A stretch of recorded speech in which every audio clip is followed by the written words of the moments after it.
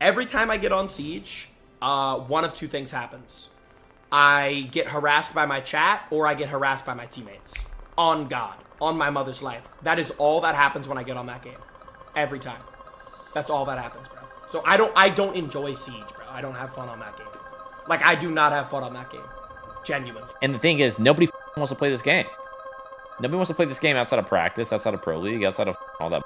Game is ass right now. Not gonna I never saw this amount of cheats since COD. Well, I mean, dude, I've been playing this game for 10 years, and it's genuinely have never been this worse or this bad. It's never been this bad. This is the worst it's ever been. And the cheaters were bad back in the day. And let's name off some of the hacks, bro. We have blatant spin botters. We have blatant wall hackers. We have closet wall hackers. There's more hackers in Siege X than it was before Siege X. Crazy. And bro, one more on console. We have, not only do we have Zims, we have Cronuses. Not only do we have Cronuses, we have strike packs, bro. And not only do we have strike packs, we have modded controllers, bro. No, I'm not even trolling. I think they want their game to die. It's been 10 years. They probably want to retire.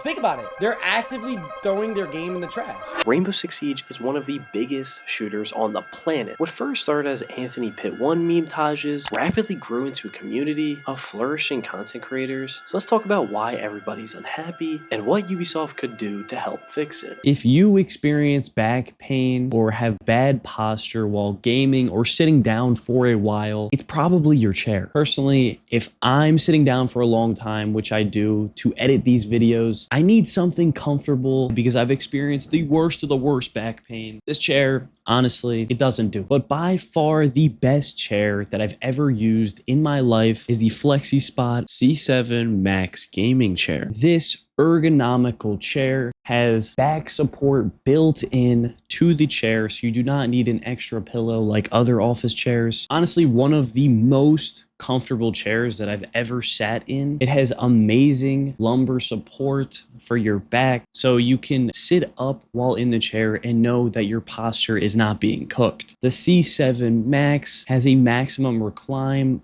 of 128 degrees, a pull-out footrest on the chair, and 3D armrest. You do not understand how clutch a footrest is until you have it. It's adjustable for all heights, 5'7" to 6'9", so even if you're 6'9" or 6'7", you can still fit on this chair. Weighs up to 300 pounds. There is a 30-day return policy for a risk-free trial, and also a 10-year warranty with a direct replacement for damaged parts. If you use my code C750, purchase the C7 now and get a $50 discount.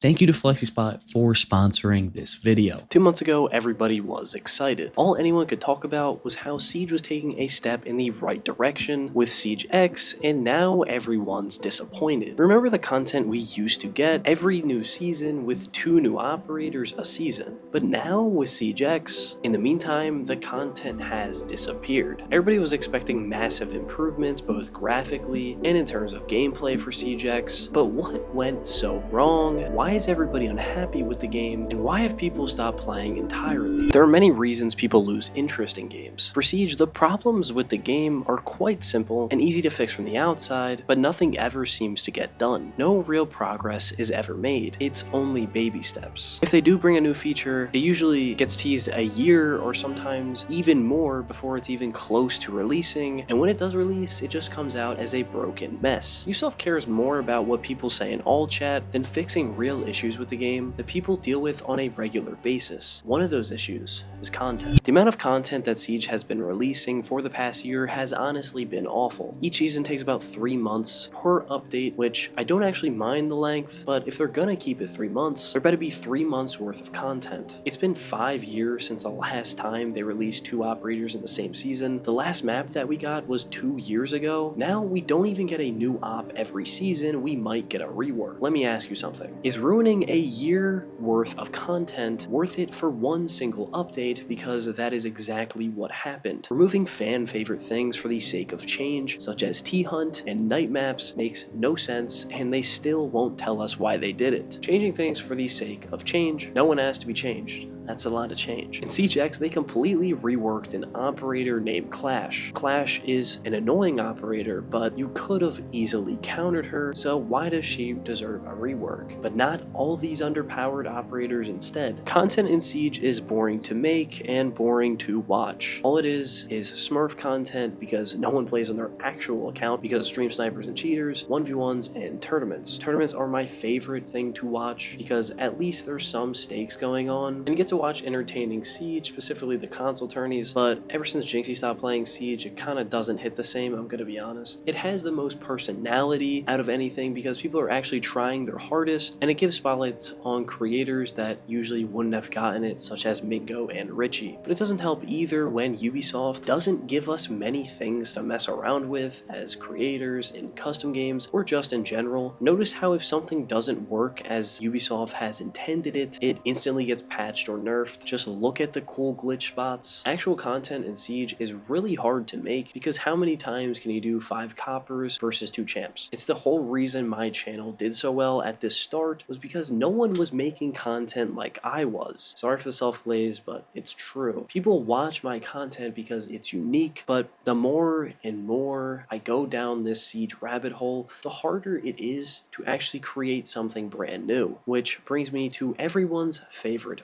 point, cheaters. The next thing that the community is upset with is the cheater situation. Now, I don't want to sound like a broken record, but I don't think people realize the magnitude to how bad the cheater situation is right now. On my video exposing Rank 2.0, I got at least 100 comments of people telling me to not switch to PC because of how bad the cheater situation is there. It's so bad that even Spoid and Bolo had to say something about it, which is insane because they get paid to play the game. On console, it's also horrific. My friend told me that there was a Zim player in his standard game. His standard game? Are we serious? His standard game. So even if you go to console to avoid cheaters, you're not really avoiding cheaters. You still have to play cheaters who use a mouse and keyboard instead of wall hacks or console scripts. So both anti-cheats do not work. When you log on to Siege, what do you see? Siege X introduced 2 things. $50 bundles and free to play. Both things are good for the game in the short term, but detrimental to them in the long term. The old Siege aesthetic is completely gone. Anything left of a tactical SWAT shooter has been replaced with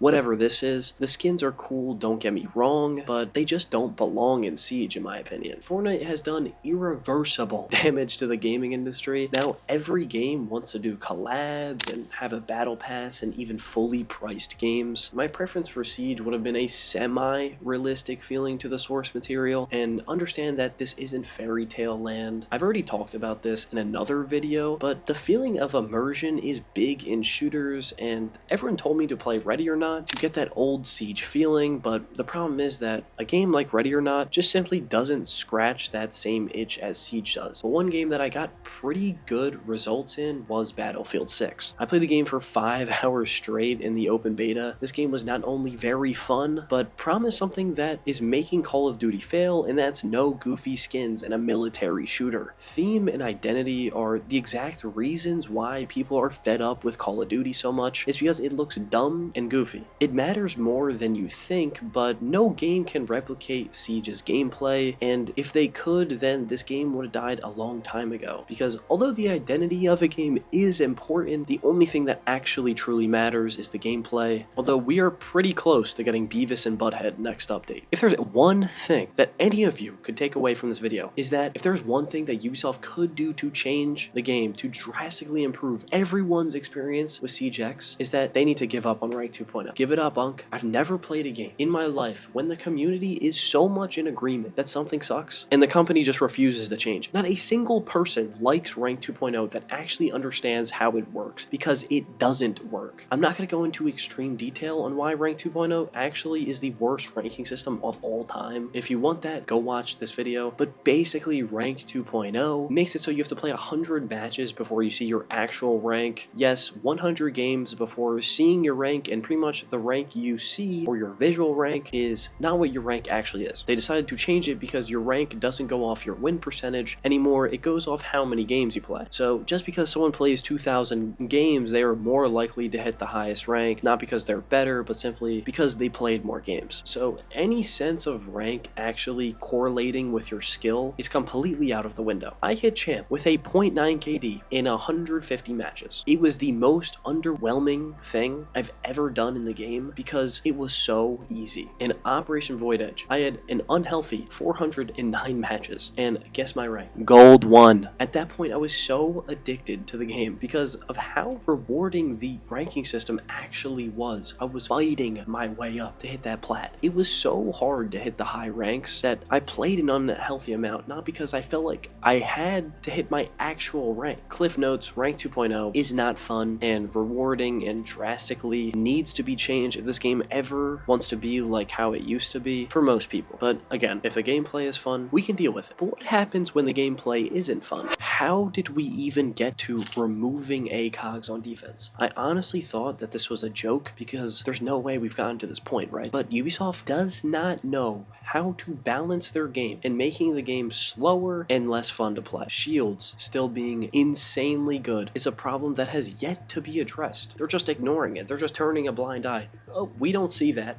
We don't see that. It's there. It's still there. Shields are still broken. I don't really fully comprehend why they haven't been addressed, but instead of nerfing the most insufferable operators, they just seem to nerf everything else. When all you do is nerf how good weapons are, what do you think is going to happen when the ADS is the speed of a snail? People are going to stop using the bad weapons and characters that have weapons entirely for people with shields. Since the game speed has been nerfed considerably and there isn't even angled grip anymore, the gunplay is kinda boring because most of the time when you see an enemy, it's literally just getting a lucky headshot, lowering the skill gap. Everything that is overpowered is because everything is underpowered. Siege is most fun when any character is viable, but now you have created a mess where nobody cares about winning the game because of rank 2.0, nobody cares about playing the utility of an operator because it makes more sense to go with someone with a good gun, and the whole game just feels meh, feels mid. Because of terrible balancing changes that we as a community all dislike. We're just playing Nerf Simulator because Ubisoft has a certain vision for the game, and if we don't play the game a certain way, we should just nerf the operator into oblivion, right? Obviously, if something is too overpowered, then it should be nerfed. I'm not saying no nerfs at all, but when you're marketing the game with operator nerfs for a new season, as a new feature, as a reason someone should be excited because an operator is finally not annoying to play against as a reason to play the game, that's a problem. This update was supposed to be the best update in a very long time, and unfortunately for us, it was the total opposite. What did Siege X actually change in the game? Let's start with the UI. Kinda reminds me of a mobile game. Honestly, Siege in general now just looks like a mobile game. The redesigned maps and destruction were advertised as gritty and gloomy, which turned out to be really boring and bland. I really wanted to like these new redesigned maps so bad, but I'm just to be honest, they're kind of lame. And that's how I feel about Siege X in general. I wanted to like this update so much, and I have to be honest, I hate it. Mainly because they spent so much time adding absolutely nothing to the game that actually mattered. The people were complaining about over and over and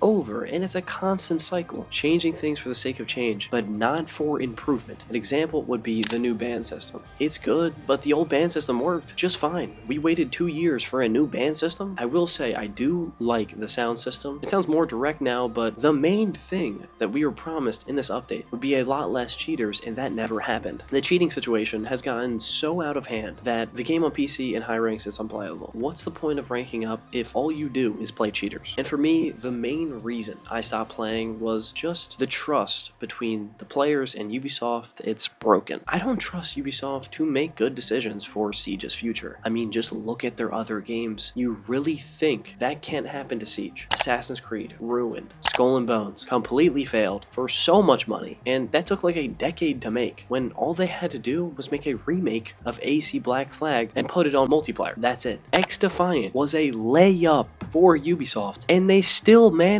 to screw it up. How do you do that? Do you really think that Siege is too big to fail? That Ubisoft can't screw this up to the point where the game actually dies? I can't tell the future, but it's possible, and that scares me, because I truly love this game. I know it doesn't sound like it in this video, but that's because they truly messed up a great thing. I don't have fun on the game anymore, but if I'm being honest, I haven't played the game at all in the past 2 months because, well, I'm just overall done. I don't think I'll ever abandon Siege fully, no matter how bad the game gets, because I love the game so much. But I do think it's best for me right now to focus on other content because I've been feeling so burnt out from Siege content. It's weird because I don't even play the game and I talk about it, so it's weird right now. I just think I need a break from it. I'm not saying I'll forever stop making Siege videos, but I do have some other ideas that I would love to work on and branch out, and I really think that we will make this work. And if you want to stick around, feel free to do so. If you enjoyed this video at all, make sure to subscribe.